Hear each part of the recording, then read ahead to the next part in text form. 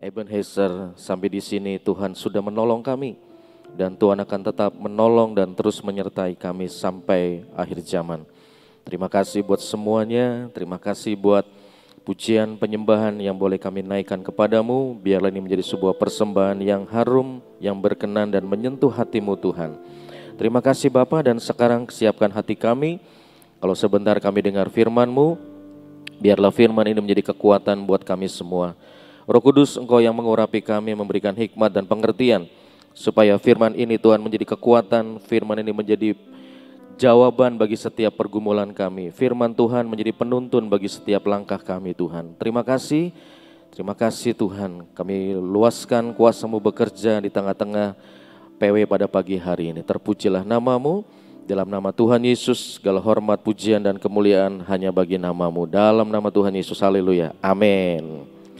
Shalom Bapak Ibu sekalian, semua dalam keadaan yang baik, amin. Ya, hari ini saya akan membawakan sebuah tema renungan firman Tuhan, yaitu membelah laut. Siapa yang pernah belah laut? Belum pernah. Siapa yang pernah ke laut? Sudah pernah ke laut? Ya, saudara ya. Kalau laut itu bagaimana saudara? Enak atau tidak enak? Ada yang bilang enak kalau lautnya memang bagus saudara ya. Tapi tidak enak kalau lautnya tidak punya pemandangan yang bagus. Kalau saudara di laut lepas, saudara nggak lihat apa-apa. Cuma kayak dataran begitu kan saudara ya. Tapi kalau di pinggir laut itu pasti enak. Ya, bisa main pasir, bisa macam-macam saudara. Nah, mari kita buka firman Tuhan. Dari Keluaran pasal yang ke-14 ayat 21 sampai 22 dalam terjemahan Sederhana Indonesia. Saya akan bacakan buat saudara yang ada di tempat ini maupun yang ada di rumah yang sedang streaming dimanapun. Kemudian Musa mengarahkan tongkatnya ke atas laut, dan Tuhan membuat angin timur bertiup sangat kencang sepanjang malam, sehingga air laut terbelah dua dan dasar laut menjadi kering. Umat Israel berjalan di atas tanah yang kering menyeberangi laut, sementara sisi kiri dan kanan mereka dipagari oleh tembok air. Saudara, peristiwa pembelahan Laut Merah atau Laut Teberau ini adalah sebuah mujizat yang terbesar dalam sejarah umat Israel. Ini terjadi setelah tulah ke-10. Ketika itu ya, bangsa Israel ingin keluar dari perbudakan Mesir. Kemudian karena Firaun ini adalah orang yang sangat keras saudara, tidak mudah untuk ditaklukkan, tidak mudah untuk dilunakkan hatinya, maka Tuhan membuat berbagai macam cara untuk membuat supaya bangsa ini bisa keluar. Tulah pertama, kedua, ketiga, terus sampai akhirnya ya sampai tulah ke-10. Kemudian setelah tulah ke-10 Firaun bilang, ya sudahlah kamu keluar dari sana. Ya pergi. Karena tulah ke-10 itu paling mengerikan ya, anak sulung mati saudara. Udah kamu sana pergi. Dan ketika bangsa Israel mulai berangkat keluar dari tanah Mesir, mereka lewat di padang gurun, saudara, di padang yang sangat gersang. Perjalanan mereka bukan merupakan perjalanan wisata seperti kita keluar, ayo kita jalan, kita keluar jalan-jalan. Enggak saudara. Ya, mereka berhadapan dengan sebuah keadaan yang tidak menyenangkan. Mereka berjalan di padang gurun yang tandus, di padang gurun yang gersang, tidak ada pemandangan yang menyenangkan, enggak ada. Nah, pada suatu ketika mereka berhadapan dengan sebuah keadaan, yaitu Laut Merah, Laut Teberau. Dan ini adalah sebuah mujizat, firman Tuhan mencatat dalam sebuah peristiwa bangsa Israel keluar dari tanah Mesir ini.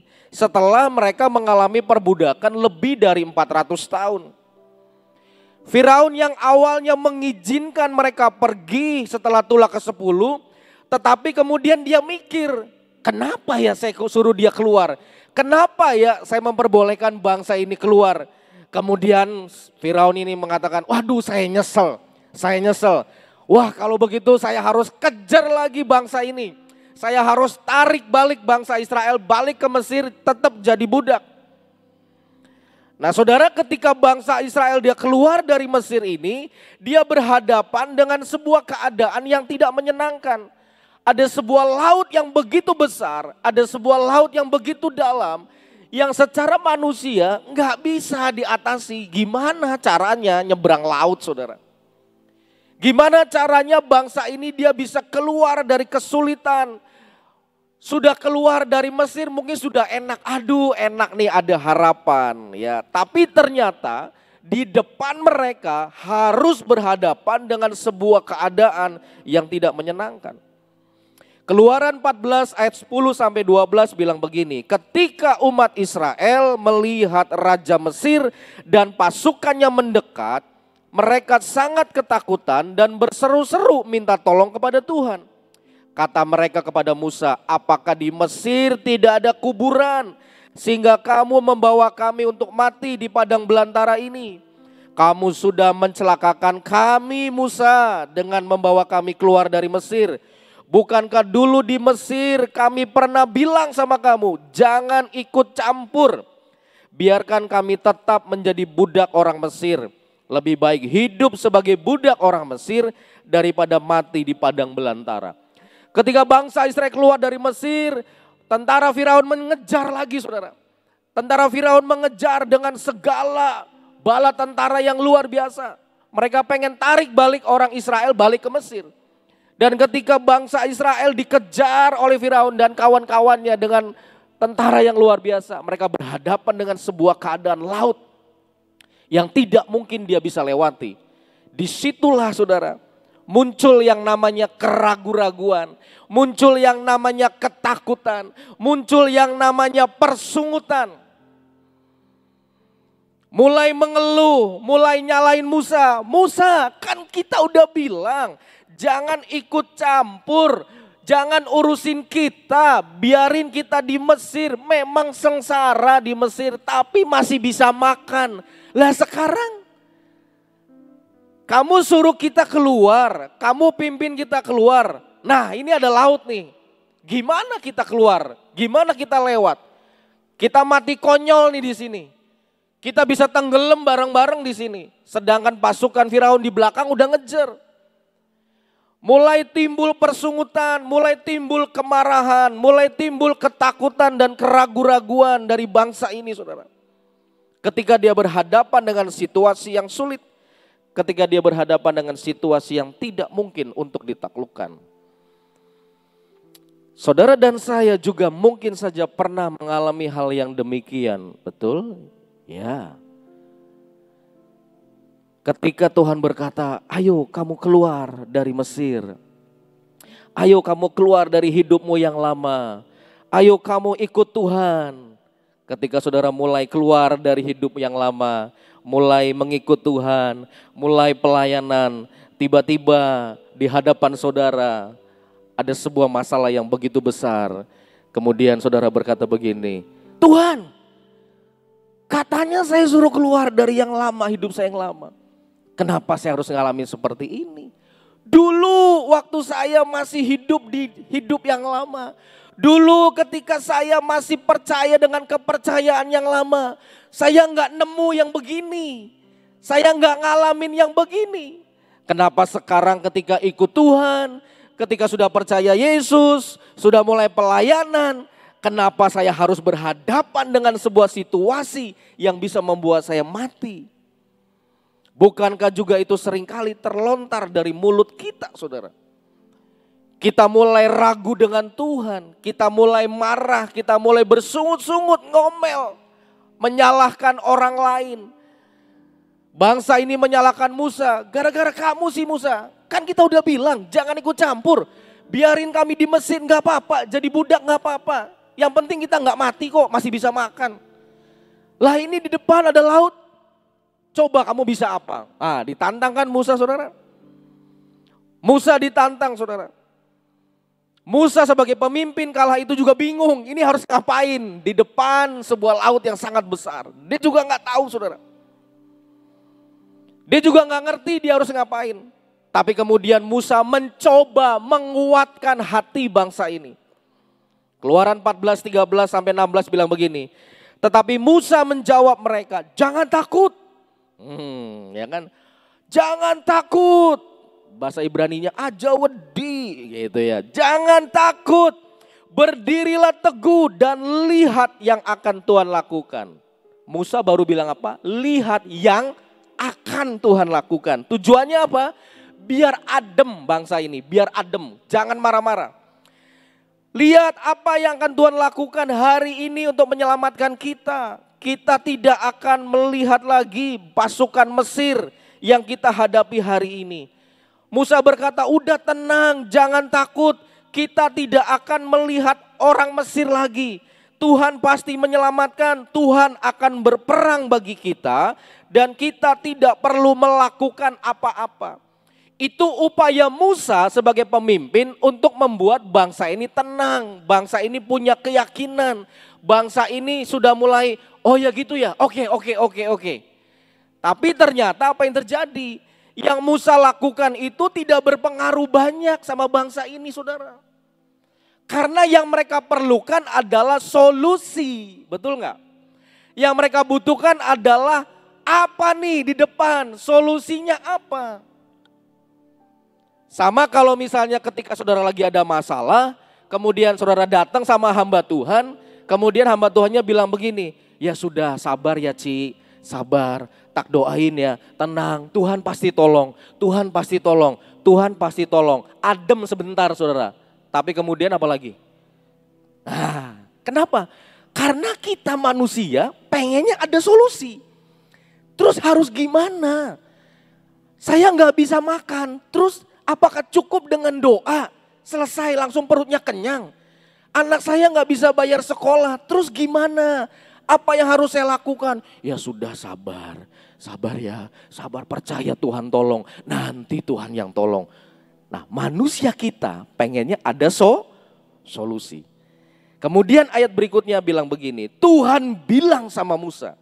Ketika Musa mulai menenangkan hati bangsa Israel, Tuhan tahu bangsa ini maunya apa. Tuhan bilang begini, Musa, mengapa kamu berseru minta tolong kepadaku? Loh kok salah sih? Kan minta tolongnya sama Tuhan, betul gak? Tuhan bilang, ngapain kamu berseru teriak-teriak minta tolong sama saya? Tuhan bilang, perintahkanlah umat Israel untuk jalan maju. Artinya apa? Bergerak, mulai bergerak. Jangan berhenti. Tuhan bilang maju, suruh orang Israel maju ke depan. Angkat tongkatmu Musa. Musa pegang tongkat. Karena dia sebagai pemimpin zaman itu ya tongkat saudara andalannya. Tuhan bilang angkat tongkatmu Musa, arahkan ke atas laut dan laut akan terbelah. Supaya umat Israel bisa berjalan menyeberanginya di atas tanah yang kering. Tuhan kasih solusi, amin saudara. Tuhan kita tuh bukan yang omdo, amin.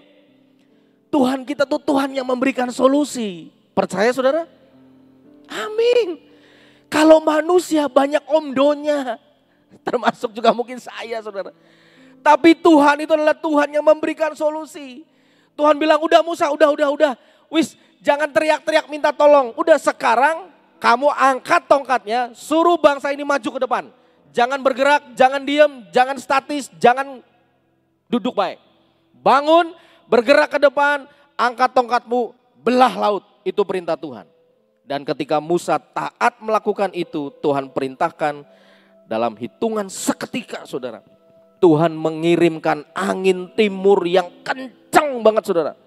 Angin timur yang bertiup sangat kencang, sangat keras semalam-malaman. Dan kemudian laut itu terbelah dua. Di kiri dan kanan jadi tembok air. Di tengah-tengahnya kering. Saudara pernah kepikir kemana hiu paus dan kawan-kawannya berada saudara ketika Tuhan belah. Saudara tadi saya baca penelitian ilmuwan tuh meneliti ini gimana caranya kok bisa dibelah laut ini. Para peneliti melakukan simulasi dengan teknologi saudara gimana laut terbelah. Ternyata kalau secara ilmiah laut bisa terbelah salah satunya betul karena angin yang bertiup kencang banget semalam-malaman berjam-jam itu bisa membuat laut bisa turun, bisa surut saudara.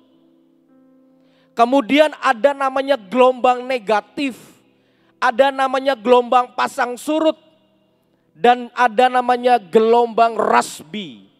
Gelombang negatif, gelombang pasang surut, gelombang Rossby, dan angin timur yang bertiup kencang semalam-malaman. Itu membuat laut terbelah kiri, terbelah kanan, dan tengahnya kering. Orang Israel bisa nyebrang, berjalan menuju kebebasan. Saudara, Tuhan akan memberikan solusi buat saudara ketika saudara mengalami kesulitan. Tinggal sekarang saudara dan saya mau nurut enggak dengan apa yang Tuhan perintahkan. Kalau pada saat itu Musa bilang begini, Tuhan yakin nih, yakin hanya dengan tongkat laut terbelah. Gak mungkin Tuhan, laut loh. Jangankan laut, mungkin sungai aja susah dibelah. Ini laut loh. Gimana caranya Tuhan membelah laut? Susah kan? Tapi saudara, Musa cuma mengulurkan tongkat. Cuma ngulurin tongkat. Yang mendatangkan angin, itu urusan Tuhan. Tugas saudara cukup ulurkan tongkatmu saja. Masalah angin, tadi yang saya katakan gelombang negatif, gelombang rasbi secara ilmiah, gelombang pasang surut, dikumpulkan Tuhan jadi satu, membuat laut terbelah. Mungkin ketika itu bangsa Israel jalan, dia kepo, pegang temboknya, air. Mungkin ada ikan nongol kepalanya saudara, wah ikan saudara. Kita juga nggak tahu. Tapi kata itu, orang Israel menyeberang. Apakah ketika itu masalah selesai? Belum. Begitu laut terbelah, orang Israel bilang, wow, terima kasih Tuhan, ada jalan, sudah bisa nyebrang, ada tujuan ke depan, jalannya kering, kita tidak berenang, kita tidak tenggelam. Maka Israel mulai jalan di tengah-tengah yang kering. Tapi ternyata saudara, di tengah perjalanan tetap Fir'aun itu mengejar orang Israel sampai ke laut. Ketika orang Israel berjalan di laut, di tengah-tengah laut yang kering, pasukan Mesir juga tetap mengejar. Artinya apa? Tetap masih ada masalah di belakang. Tetap masih ada problem yang belum kelar nih. Tapi tahukah saudara, Tuhan kita kalau nolong itu gak separoh. Amin. Tuhan kita kalau nolong itu tuntas tas. Ketika pasukan Mesir mengejar apa yang dilakukan Tuhan, Tuhan menggoncangkan mereka. Membiarkan roda-roda kereta-kereta pasukan mereka macet saudara. Sehingga tiba-tiba mereka berhenti di tengah-tengah laut. Gak bisa ngelanjutin ngejar saudara. Keluaran 14, 23, 25. Orang Mesir mengejar dan menyusul orang Israel. Segala kuda Firaun, keretanya dan orangnya yang berkuda sampai ke tengah-tengah laut. Cuma sampai tengah. Pada waktu jaga pagi, Tuhan yang di dalam tiang api dan awan itu memandang kepada tentara orang Mesir. Lalu dikacaukannya tentara orang Mesir itu. Iya, Tuhan membuat roda keretanya berjalan miring dan maju sangat berat. Tiba-tiba keretanya miring, rodanya macet, gak bisa jalan. Kemudian mogok di tengah-tengah jalan saudara. Sehingga orang Mesir itu berkata, ayo kita lari, tinggalkan orang Israel, nanti kita mati tenggelam. Sebab Tuhanlah yang berperang untuk mereka melawan Mesir. Tentara Mesir udah tahu ini pasti Tuhannya orang Israel yang bikin. Kenapa tiba-tiba kereta kita mogok? Kenapa tiba-tiba rodanya miring? Mungkin ada kereta yang terjatuh, gak bisa jalan saudara. Sampai di tengah-tengah mereka bilang ayo lari, lari, lari. Itu yang Tuhan sedang kerjakan saudara. Ketika orang Mesir ini lagi sibuk mikirin ini gimana menyelamatkan. Gak mungkin ngejar orang Israel lagi. Kenapa? Keretanya macet. Maka orang Israel sampai ke seberang laut. Mereka selesai menyeberang saudara. Mereka sampai ke tujuan di mana mereka mau. Tuhan menyertai mereka tiba di tujuan di seberang laut. Dan setelah itu Musa mengulurkan tangan lagi dan laut kembali seperti semula. Dan tentara Firaun tenggelam di Laut Merah. Musuh tidak bisa bergerak balik. Musuh tidak bisa mengejar orang Israel. Karena ada kuasa Tuhan yang membela mereka. Apakah kebetulan tiba-tiba keretanya macet? Kalau buat manusia sepertinya kebetulan. Tetapi itu adalah rekayasa Tuhan buat orang ini, buat Israel. Amin saudara. Saudara jangan tidak meyakini dan tidak percaya rekayasa Tuhan. Tuhan bisa mereka-reka yang baik dalam hidup saudara. Tetapi Tuhan tidak pernah mereka-reka yang jahat buat kita. Amin. Manusia bisa mereka-reka yang jelek. Tapi Tuhan tidak pernah merekayasa yang buruk. Rancangan Tuhan selalu damai sejahtera dan penuh dengan pengharapan. Selesai saudara, orang Israel bisa menyeberang. Ya mati semua tuh orang Mesir beserta dengan kudanya, keretanya, tentaranya. Kenapa? Gak bisa balik saudara, gak bisa putar balik. Orang Israel sampai ke ujung dan Musa tutup lagi laut. Dan laut kembali seperti semula, seperti tidak terjadi apa-apa. Dan orang Israel mengalami kemenangan. Saudara, kalau ini didramatisir itu sepertinya menarik dan simple aja. Bahkan ada filmnya kalau tidak salah. Saudara mungkin pernah lihat film itu saudara. Dan kita berpikir, oh segampang itu ya Tuhan menyelamatkan orang Israel. Buat Tuhan menyelamatkan kita simple, betul. Tapi buat saudara dan saya mempercayai rencana penyelamatan dan pertolongan Tuhan itu tidak gampang. Kenapa? Sekali lagi Tuhan punya rekayasa yang tidak bisa kita tebak saudara. Ketika bangsa Israel ngeluh, marah-marah, Tuhan kasih solusi buat mereka yang mereka inginkan. Saudara ingat ketika perjamuan di Kana, ketika air anggur itu habis. Betul saudara, ingat? Habis kan air anggur? Apa yang Tuhan lakukan? Apakah Tuhan bilang begini, ya sudah ganti aja pakai air jeruk gitu. Kamu masih punya minuman apa? Udah ganti aja gak apa-apa, air anggur habis ya ganti yang lain. Tapi ketika orang berkata, anggurnya habis, gimana nih anggurnya habis? Tuhan kasih solusi saudara. Cedok, bawa ke sana. Mujizat terjadi. Amin. Jadi Tuhan kita adalah Tuhan yang bisa memberikan solusi. Amin saudara. Jangan ragukan Tuhan saudara dan saya. Nah mari kita belajar apa yang harus kita lakukan. Yang pertama, saat kita terjebak dalam sebuah situasi yang sulit saudara. Yakin bahwa Tuhan masih bekerja. Katakan amin. Amin.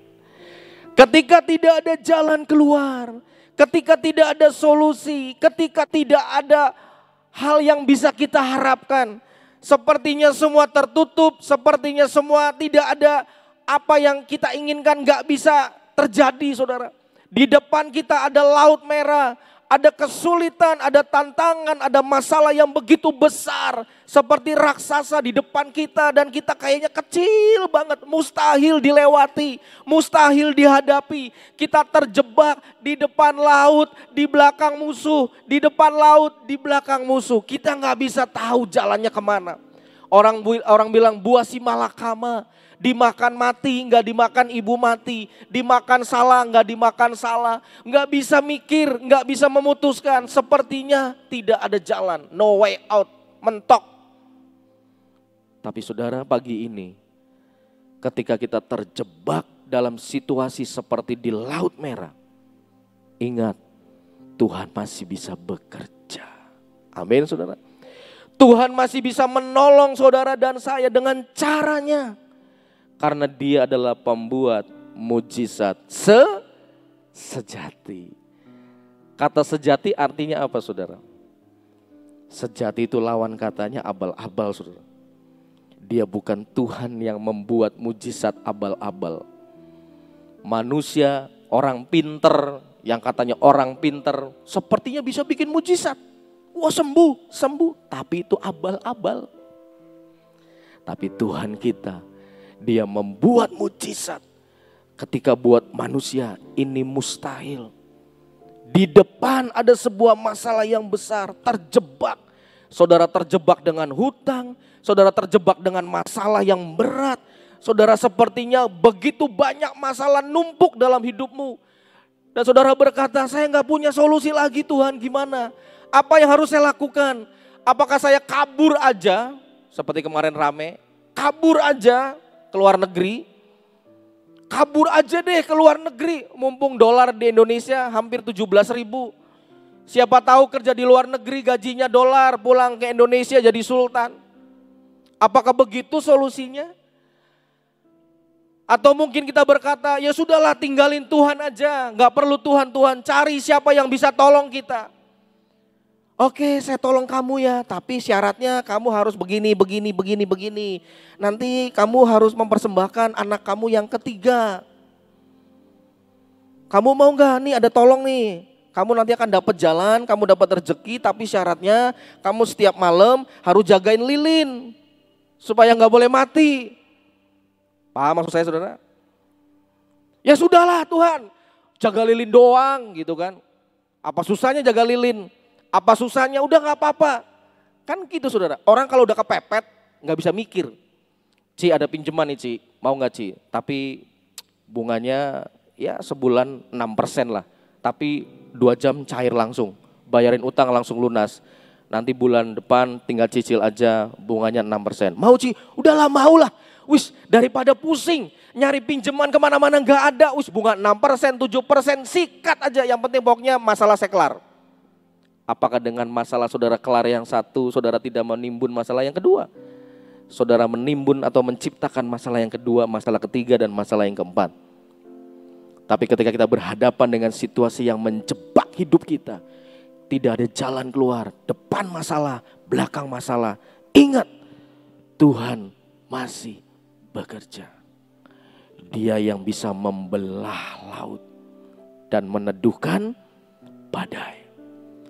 Ketika Petrus berjalan di atas air, ketika dia percaya kepada Tuhan, dia bisa jalan. Tapi ketika pandangannya mulai bergeser, dia merasa tiupan angin begitu kencang, disitulah dia langsung tenggelam saudara. Ketika murid-muridnya sedang berlayar, ada angin yang begitu besar. Yesus santai-santai di buritan. Mereka berteriak, Tuhan tolong, kita ada di dalam badai, kita bisa mati. Tuhan santai aja saudara. Tapi ketika Tuhan berkata, tenang, teduh, semua tunduk oleh perkataannya.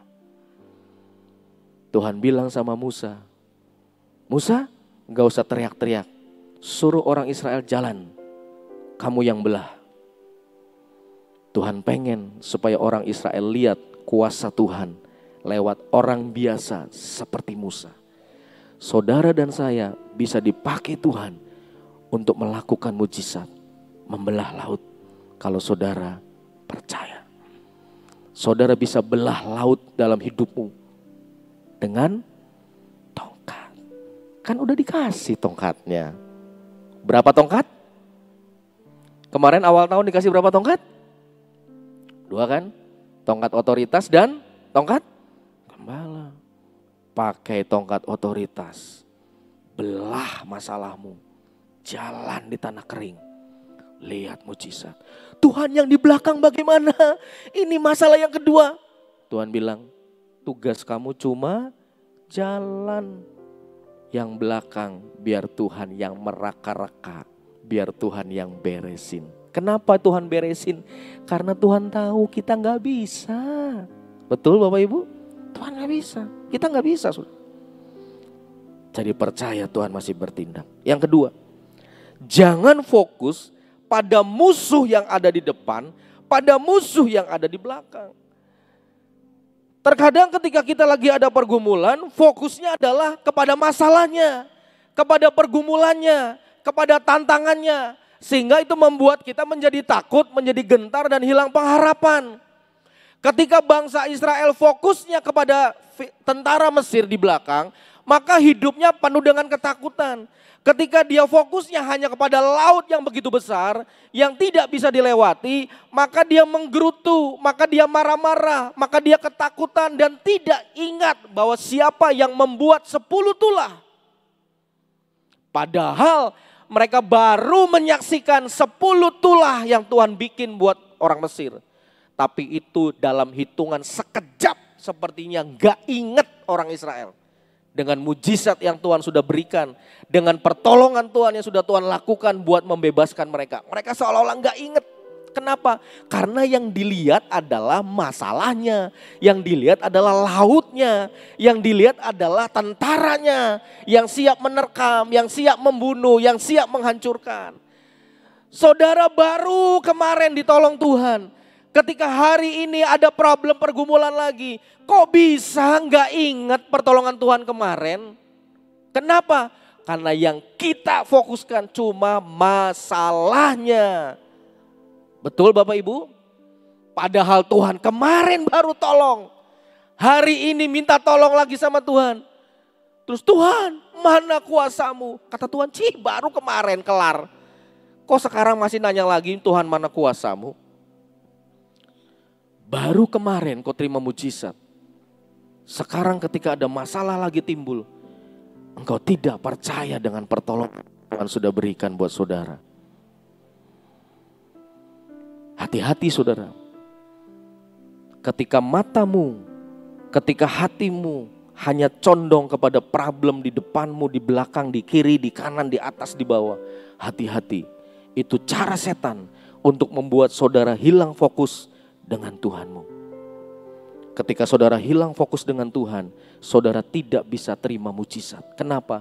Karena engkau hanya sibuk mengasihani diri sendiri. Tuhan, saya tuh orang yang selalu penuh masalah. Masalah lagi, masalah lagi, masalah lagi. Katanya kalau ikut PW setiap hari, masalah akan ditolong Tuhan. Mana? Ini sudah tanggal 22. Duit belum ada Tuhan, akhir bulan bayar apa lagi? Mana Tuhan? Tapi ketika saudara fokusmu kepada Tuhanmu, walaupun itu laut saudara, saudara bisa belah. Walaupun tentara musuh di belakang, saudara gak bisa lawan. Siapa yang hancurin? Tuhanmu. Jadi pagi ini ibu-ibu, bapak-bapak, cici koko yang dikasihi Tuhan. Ingat bangsa Israel. Jangan fokus pada musuh dan masalahmu. Tapi fokuslah pada Tuhanmu yang besar. Amin. Siapa yang lagi punya masalah sekarang? Coba angkat tangan. Yang lagi punya masalah. Ada? Ada. Semua punya masalah. Yang gak punya masalah cuma satu tipe orang. Orang mati. Gak punya masalah. Ada orang mati ketika lagi mau ditutup peti, terus dia bilang begini, tolong utang saya belum kelar, terus mati lagi. Enggak ada. Ketika kita hidup, maka pasti masalah itu bisa muncul. Tinggal sekarang sikap saudara dan saya bagaimana? Makanya ketika bangun pagi, nanti kapan-kapan saya kasih renungan ini, saudara berdoa dan berkata sama Tuhan, Tuhan, Ebenezer, sampai di sini Tuhan sudah tolong saya. Sampai di sini. Terus besok gimana? Tuhan bilang, besok ada lagi nak. Ebenezer. Besok gimana Tuhan? Ebenezer. Sampai kapan pertolongan Tuhan berhenti? Sampai kita ketemu Tuhan. Betul? Kalau kita udah ketemu Tuhan, ya udah stop. Tapi selama kita masih ada di dunia ini, Tuhan tahu saudara tuh lemah. Saudara gak bisa apa-apa. Saudara butuh pertolongan. Makanya andelin Tuhan aja. Jangan ngandelin kepintaran. Jangan ngandelin duit. Jangan ngandelin jabatan. Andalkan Tuhan. Yang ketiga, Tuhan bisa menggunakan cara yang tidak terduga untuk menyelamatkan orang Israel. Tuhan memakai angin timur yang begitu kencang bertiup semalam-malaman. Yang tidak terduga oleh orang Israel, tiba-tiba Tuhan kirim. Dan Tuhan juga memakai Musa untuk membelah laut. Artinya apa? Tuhan butuh alat juga untuk menyatakan kuasa dan mujizatnya. Bisa enggak Tuhan langsung belah laut tanpa Musa? Bisa enggak? Bisa. Bisa. Tapi Tuhan pengen ngajar bangsa ini. Ini loh pemimpinmu. Aku bisa lakukan mujizat lewat hidupnya, lewat dia. Pemimpin yang sudah diperintahkan Tuhan untuk memimpin bangsa ini keluar dari tanah Mesir. Maka Tuhan bilang sama Musa, Musa angkat tongkatmu, arahkan ke laut, belah. Yang belah Musa bukan Tuhan. Tuhan bisa gunakan dengan cara yang tidak terduga. Bisa dipikir sama manusia? Gak bisa. Dari mana tiba-tiba angin timbul? Dari mana tiba-tiba laut bisa terbelah? Di tengah-tengahnya gak ada ikan. Sekarang saya mau nanya saudara, laut itu kan bukan rata. Betul gak? Kan ada batu karang, apa segala macam. Saya mau nanya, ketika bangsa Israel jalan, apakah mereka mikirin batu karang ada di mana, paus ada di mana? Enggak usah dipikirin. Kalau Tuhan nolong jangan dipikir. Kalau dipikir gak masuk akal, saudara gak bisa. Dengerin, kalau mujizat itu gak bisa dipikir sama manusia. Kalau bisa dipikir namanya bukan cara Tuhan. Cara Tuhan menolong gak bisa masuk otak, gak usah diselidikin. Tadi para ahli baru menyelidiki kenapa kok airnya bisa terbelah. Kalau Tuhan nolong saudara, caranya tak terduga. Amin saudara. Kalau Tuhan mau tolong saudara, gak usah pusing, gimana ya cara Tuhan ya? Apa tiba-tiba ada orang ketok pintu bawa duit? Apa tiba-tiba nanti saya ketemu orang ditawarin pinjaman? Apa ntar tiba-tiba saya dapat undian? Apa tiba-tiba nanti saya lagi tidur bangun melek di pinggir kasur sudah ada satu tas isinya duit? Gak usah dipikir saudara. Gak usah dipikir. Saudara, saya mau cerita tentang sekolah. Beberapa hari yang lalu saudara, kami sekolah bergumul, sangat kuat bergumul. Kenapa saudara? Satu, selesai akhir bulan kami selesaikan masalah salary dan sebagainya. Pertengahan bulan kami harus bayar THR lebaran untuk karyawan-karyawan kami, office boy, housekeeper yang muslim. Jumlahnya lumayan saudara, THR. Kedua, harus ngasih parcel, biasalah itu berbagi. Ya kan, harus bayar listrik, harus bayar BPJS, harus bayar PDAM, harus bayar internet dan sebagainya. Jumlahnya gede untuk ukuran manusia. Sampai kita bilang begini, Tuhan baru kemarin Tuhan tolong ya, kok sekarang masih ada nih Tuhan, belum kelar. Sampai saya bilang sama Tuhan, Tuhan kenapa sih Tuhan gak beresin kemarin akhir bulan supaya tengah bulan itu udah gak mikir. Tapi di akhir bulan Tuhan gak kasih tuh saudara. Tuhan kasih cukup seperti yang kita butuhkan untuk akhir bulan. Ketika tengah-tengah bulan saya bilang sama Miss Ina, Miss kita masih kurang sekian Miss. Waduh kata Miss Ina, gimana ya? Gimana caranya nih? Supaya Tuhan bisa buka jalan. Ya sudah Tuhan tolong, cuma bilang gitu doang kan. Terus kita mereka-reka, gimana caranya ya? Gimana caranya ya? Aduh anak-anak udah bayar SPP lagi, udah selesai. Ya kan? Udah buat ini, kita gak bisa saudara.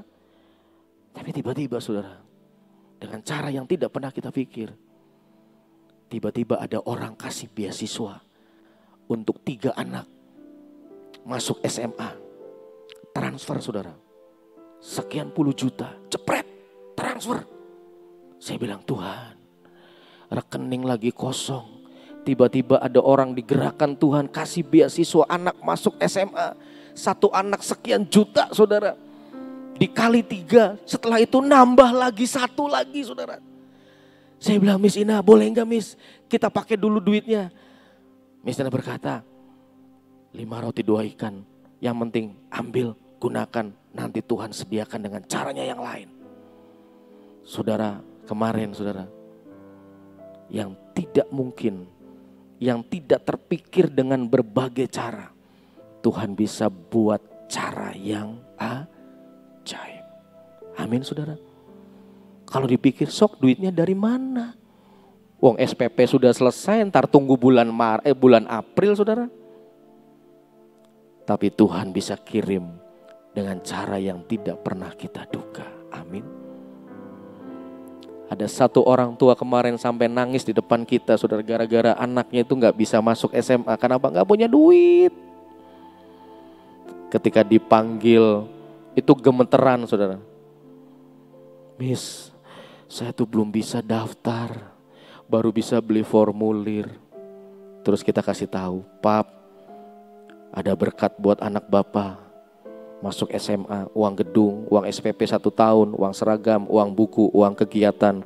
Totally ada orang kirim berkat buat anak Bapak. Pertanyaannya, kenapa anak ini yang dipilih? Hanya Tuhan yang tahu. Dia bilang, saya tuh berdoa setiap malam, Tuhan gimana caranya anak saya sekolah. Buat Bapak ini, pertolongan itu muncul dengan cara yang tidak terduga. Aneh kan? Aneh. Satu lagi saya kasih kesaksian saudara. Saya ketika mama saya sakit dirawat di rumah sakit sekitar 3 minggu yang lalu, tiba-tiba ada orang WA saya. Selamat sore Pak Stefanus. Oh iya selamat sore. Perkenalkan nama saya ini, saya dari Semarang. Oh iya Bu, bagaimana? Pak, saya tuh dengar khotbah Bapak di PD Eklesia. Dan Bapak cerita tentang anak sekolah yang kesulitan keuangan bayar SPP dan lain-lain. Oh iya, bolehkah saya membantu? Nah kalau ada pertanyaan itu saudara jawabnya apa kira-kira? Ya boleh pasti. Masa saya pikir-pikir dulu ya Bu? Ya enggak. Boleh Bu. Ngomong-ngomong ibu dengar khotbah saya yang mana? Dia kirim link YouTube-nya. Saudara tahu bukan khotbah PW seminggu 2 minggu yang lalu. Khotbah setahun yang lalu saudara, 2024. Hah, jadi saya dengerin lagi, saya ngomong apa sih? Oh iya, saudara bayangin, orang kalau mendengar khotbah, itu khotbah yang terbaru dong.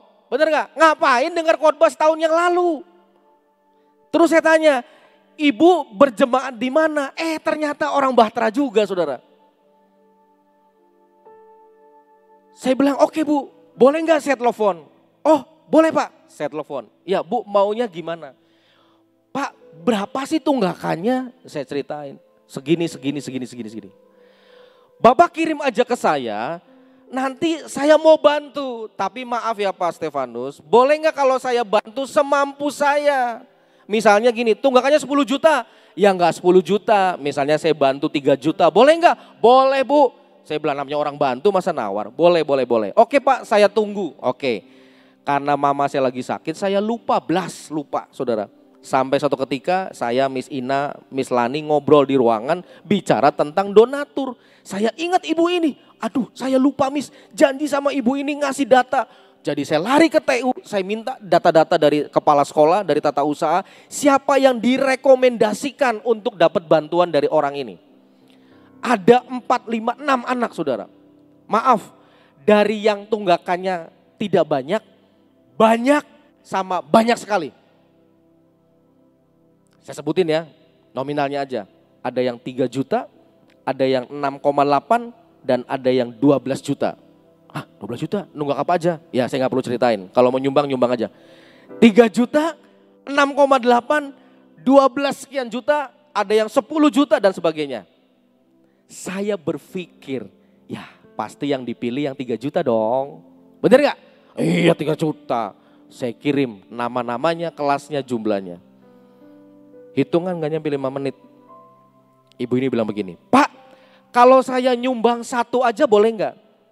Maksudnya 1 anak Bu. Oh iya boleh. Saya bilang boleh Bu, silakan boleh.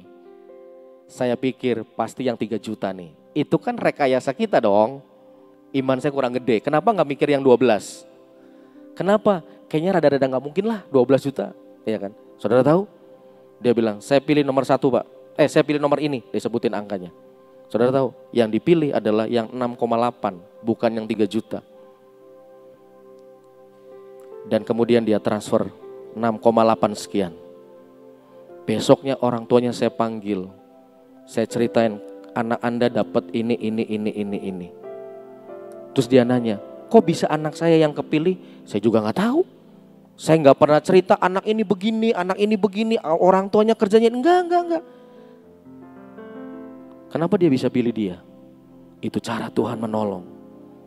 Cara Tuhan merekayasa. Saya bisa merekayasa, tapi Tuhan tidak bisa merekayasa. Amin saudara.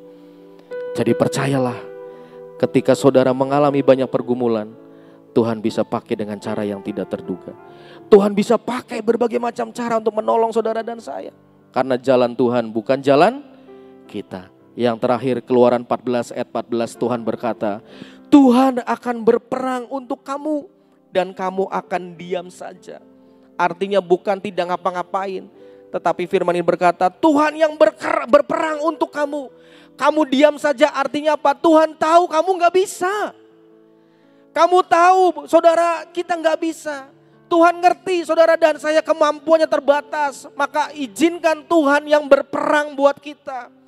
Kita akan melihat karya Tuhan yang ajaib. Bukan berarti kita bilang begini, Tuhan urusan Tuhan ya. Kan firmannya saya diam aja, itu urusan Tuhan. Bukan. Artinya Tuhan bilang, udah aku tahu kamu gak bisa nak. Udah kamu diem. Biar aku yang selesaikan.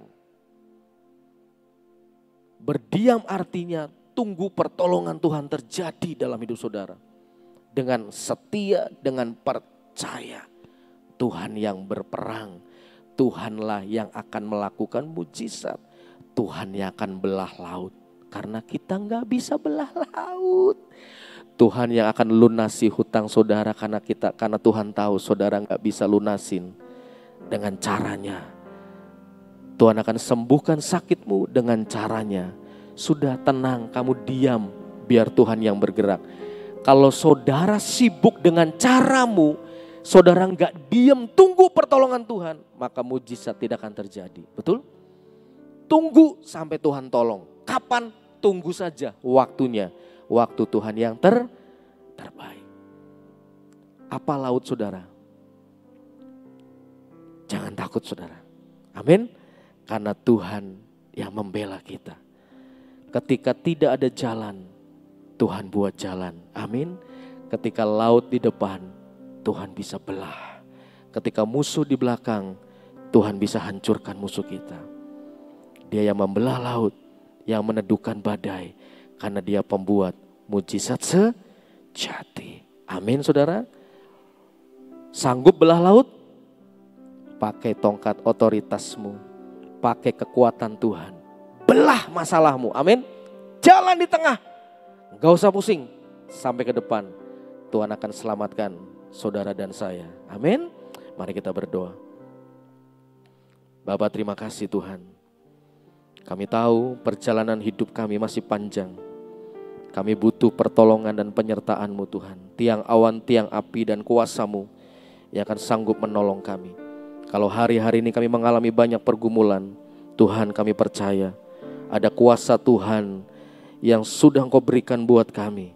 Ada otoritas ilahi yang Tuhan sudah anugerahkan untuk kami bertindak membelah laut, melakukan yang tidak mungkin buat manusia, tetapi Tuhan bisa lakukan dan itu terjadi. Ketika ada masalah di hadapan kami tidak mau fokus dengan masalah kami. Kami mau punya keyakinan bahwa Tuhan bisa pakai dengan cara yang ajaib, dengan cara yang tidak terduga untuk menolong dan melepaskan kami dari kesulitan. Terima kasih Tuhan, yakinkan kami karena kami punya Tuhan yang ajaib. Karena kami punya Tuhan yang besar, yang sanggup membuat masalah yang begitu besar dalam hidup kami itu bisa terselesaikan. Laut yang begitu besar, masalah yang begitu besar bisa kami belah dan kami bisa berjalan di tanah yang kering, mengalami kemenangan bersama dengan Tuhan. Seperti Engkau menyelamatkan bangsa Israel, demikian juga Tuhan akan menyelamatkan dan memberkati hidup kami. Terima kasih meteraikan firman-Mu Tuhan, supaya firman ini jadi dan genap dalam hidup kami. Terima kasih, kami berdoa untuk bangsa dan negara kami dalam situasi keadaan yang hari-hari ini begitu panas. situasi politik, ekonomi, situasi apapun yang sedang terjadi Tuhan, kondisi cuaca ekstrim yang begitu luar biasa. Kami berdoa dalam nama Yesus Tuhan, tudung perlindungan-Mu menaungi bangsa kami, menaungi kota kami. Luputkan bangsa kami dari segala mara bahaya, dari segala kehancuran, dari segala huru hara, dari segala perpecahan apapun Tuhan. Kami berdoa dalam nama Yesus, luputkan bangsa kami dari segala yang jahat. Luputkan kota kami dari segala yang jahat, bencana alam, sakit, penyakit apapun. Kami berdoa dalam nama Yesus, ada perlindungan Tuhan atas kota kami, atas rumah tangga kami masing-masing, atas bangsa kami Tuhan, semua dalam perlindungan dan pernaungan Tuhan. Terima kasih Tuhan, berkati pemimpin bangsa kami, pemimpin kota kami, dari yang paling atas sampai yang paling bawah. Berkati, berikan mereka hikmat, berikan mereka kemampuan memimpin dengan baik, roh yang takut akan Tuhan, kepekaan akan Engkau Tuhan, Kau berikan hikmat supaya mereka bisa menjadi pemimpin yang baik, akan membawa bangsa kami, kota kami menjadi bangsa yang diberkati, menjadi kota Cirebon yang diberkati Tuhan. Terima kasih Tuhan, kami bersyukur karena Engkau yang sudah memberkati kota kami, memberkati bangsa ini, dan Tuhan akan terus memberkati sampai Engkau datang yang kedua kali. Terima kasih Tuhan buat semuanya. Kami berdoa untuk tim pelayanan yang sedang ada acara di AIS hari ini Tuhan. Kami berdoa perjalanan mereka tiba di tempat tujuan dengan selamat dalam perlindungan-Mu. Bagian yang mereka kerjakan pelayanan hari ini, KKR 1 hari ini diberkati Tuhan. Engkau bekerja dengan cara-Mu yang luar biasa. Kau kirimkan ribuan jiwa datang Tuhan. Mereka mengenal Engkau, merasakan sentuhan dan jamahan kasih-Mu. Sehingga lewat acara ini Tuhan, banyak jiwa dimenangkan, nama-Mu dipermuliakan, dan kemuliaan itu dikembalikan sepenuhnya hanya kepada Engkau Yesus Kristus Tuhan.